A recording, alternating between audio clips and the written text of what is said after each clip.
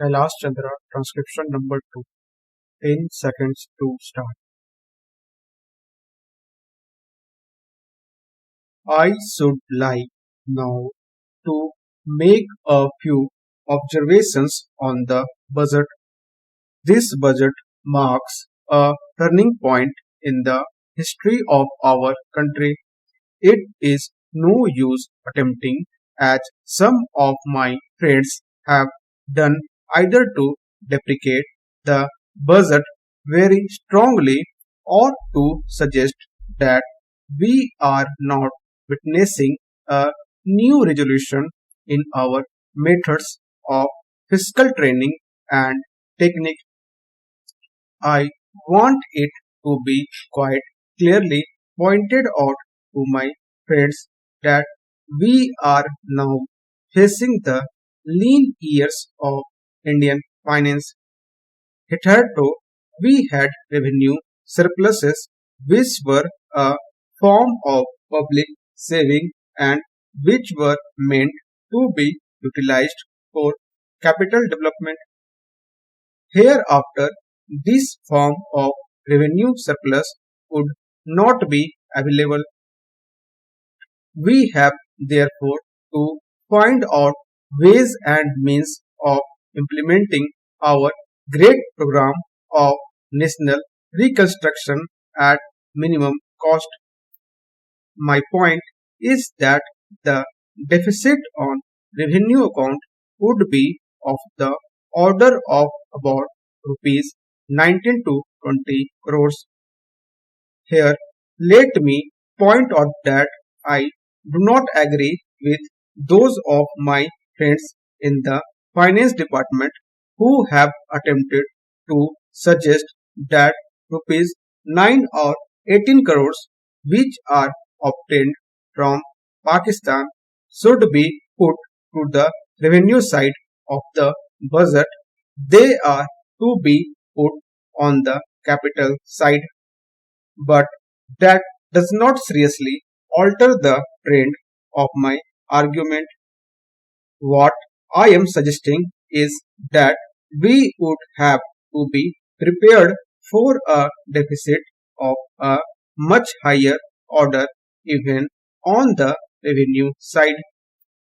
That itself should make us realize that there are very many problems which we have to face and that we have to undertake ways and means of increasing the resources of our country so that it might be possible for us to have a greater amount of surplus or a greater amount of public saving for the purpose of financing capital development.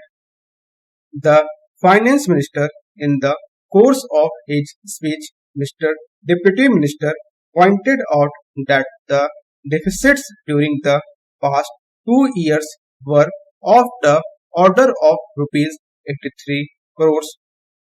I venture humbly to disagree with him because I feel that when we are talking about deficit, we must take into account the overall deficit incurred by the central government and that would be of the order of rupees 200 crores.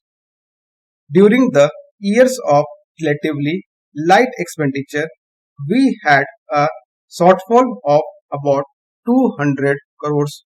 Undoubtedly, now when we are going to have a very great amount of expenditure, we might have a greater amount of deficit and we would have to find out ways and means of trying to meet our capital expenditure.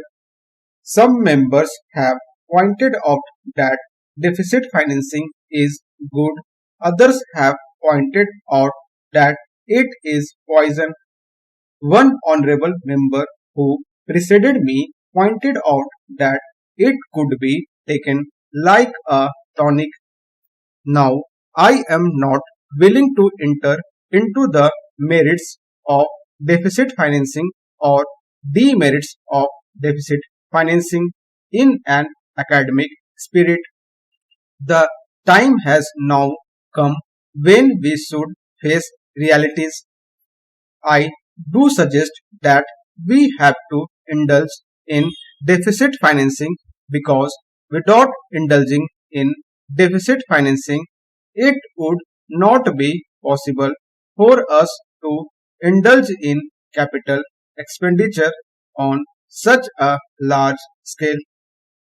But when we are talking of the scope of deficit financing, I would like to place before the House and the Finance Minister the two great limitations which face us.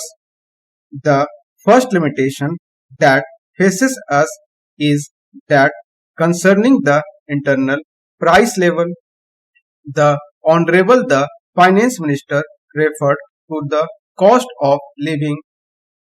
He said that he was going to keep a watch over the cost of living so that it may not shoot up within a short period and make a mess of the plans of capital development.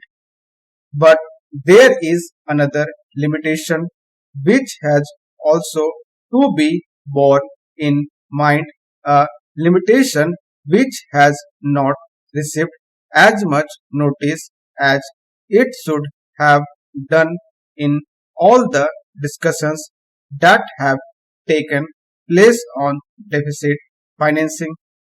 The limitation is the external limitation or the limitation which arises on account of our balance of payment position.